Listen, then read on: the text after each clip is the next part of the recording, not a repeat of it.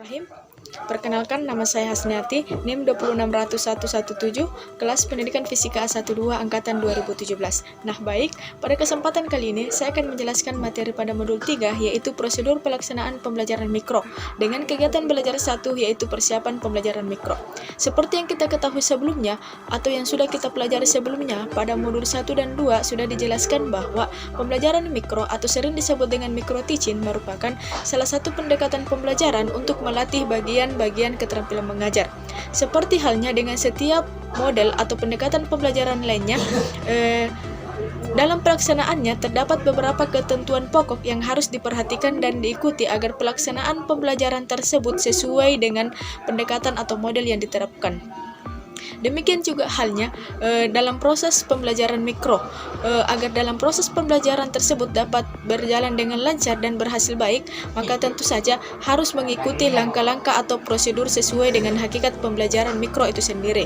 Hal ini penting agar pelatihan yang dilakukan melalui pembelajaran mikro dapat membuahkan hasil yang maksimal, yaitu dapat meningkatkan keterampilan mengajar yang baiknya. Adapun tahap-tahap kegiatan yang harus diperhatikan dalam mempersiapkan diri untuk melaksanakan pembelajaran mikro, yaitu meliputi kegiatan yang pertama, memahami hakikat pembelajaran mikro, terutama berkenaan dengan pertanyaan apa, mengapa, dan bagaimana pembelajaran mikro sebagai suatu pendekatan untuk mempersiapkan, membina, dan meningkatkan kemampuan guru.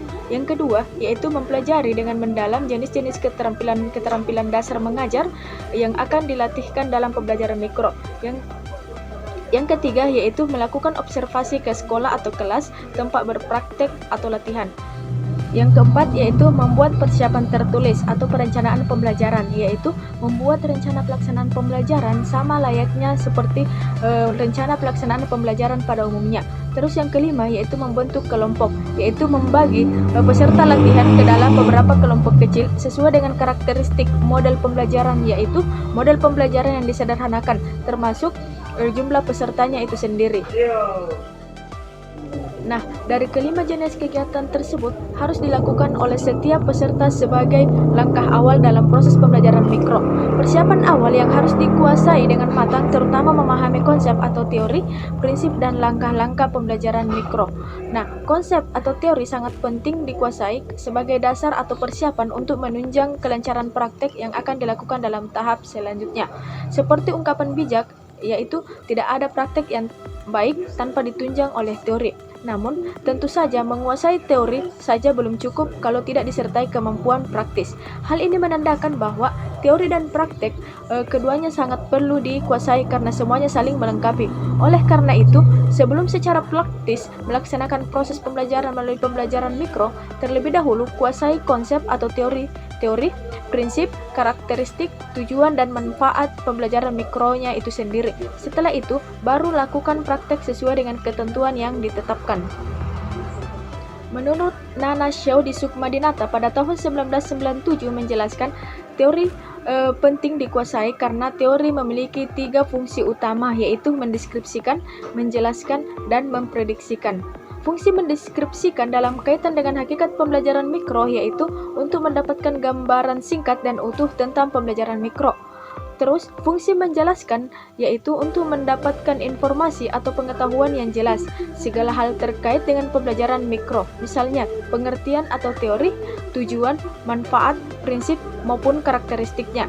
Terus, fungsi yang ketiga yaitu teori adalah untuk mendeskripsikan, yaitu untuk membuat ramalan-ramalan, merencanakan, termasuk memperkirakan kelebihan dan kekurangan yang akan muncul dari kegiatan pembelajaran yang dilakukan, serta memperkirakan antisipasi yang perlu dilakukan untuk mengatasi atau memecahkannya.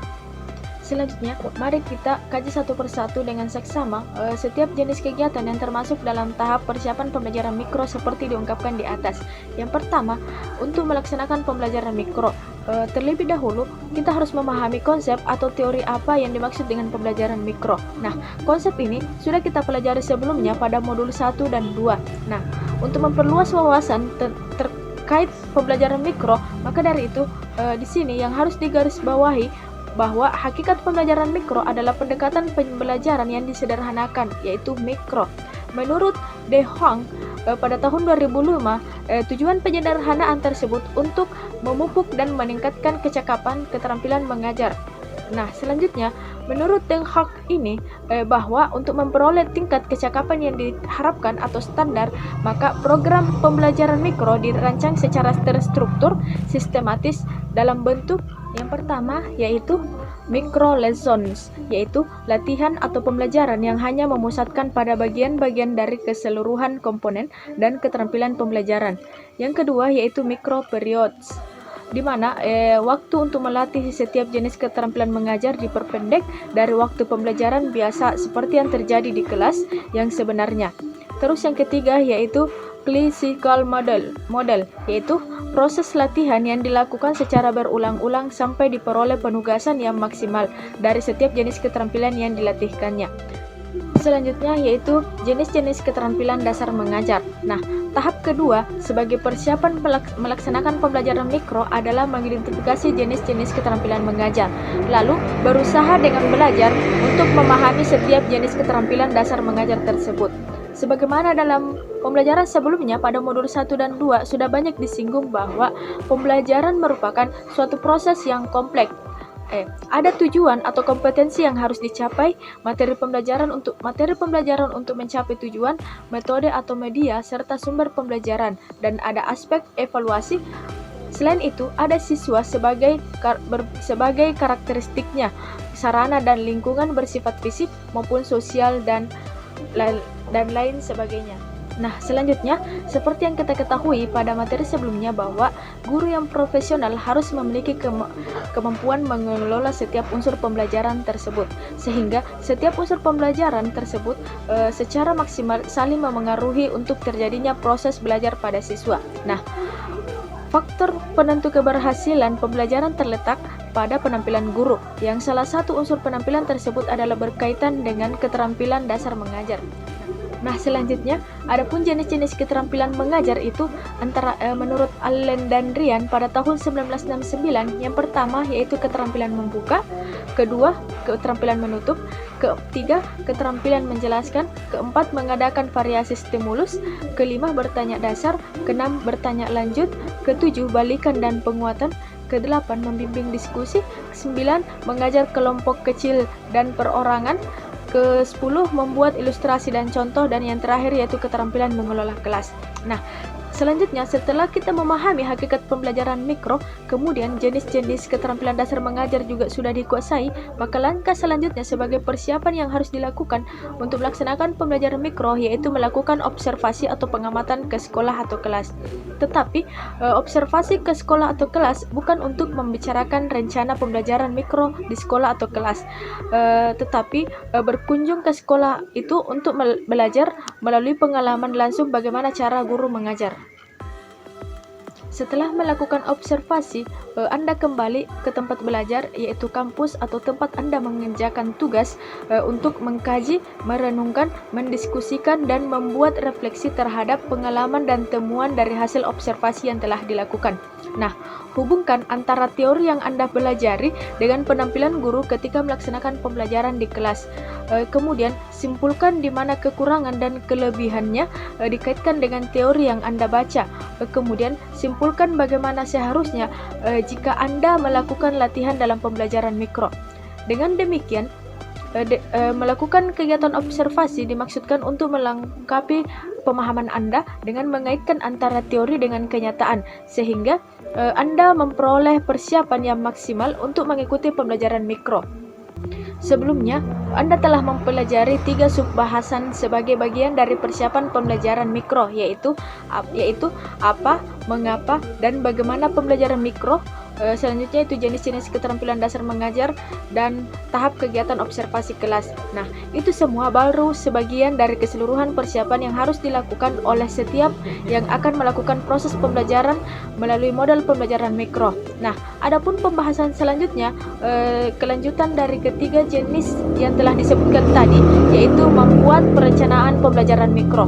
Nah, untuk perencanaan pembelajaran mikro itu pada prinsipnya sama dengan rencana pembelajaran pada umumnya, yaitu rencana pembelajaran yang berfungsi sebagai pedoman untuk bagi setiap yang akan melaksanakan proses pembelajaran dengan menggunakan pembelajaran mikro. Nah, untuk rencana pembelajaran ada beberapa istilah yang dipakai dan sering kita dengar seperti satuan pembelajaran, satuan kegiatan harian, silabus pembelajaran, rencana pelaksanaan pembelajaran atau RPP dan lain sebagainya.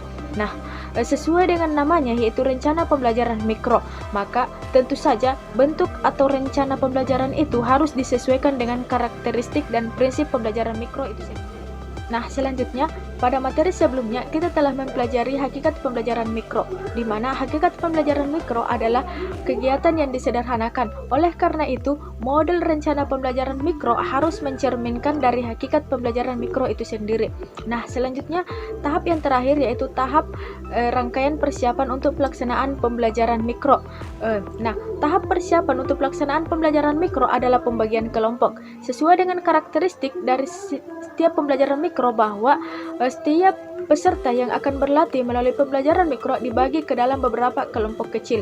Dengan dipimpin oleh seorang pembimbing atau supervisor, setiap kelompok kurang lebih beranggotakan sebanyak 7-8 orang.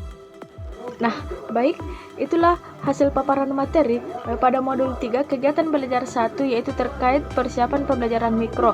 Nah, lebih dan kurangnya mohon dimaafkan.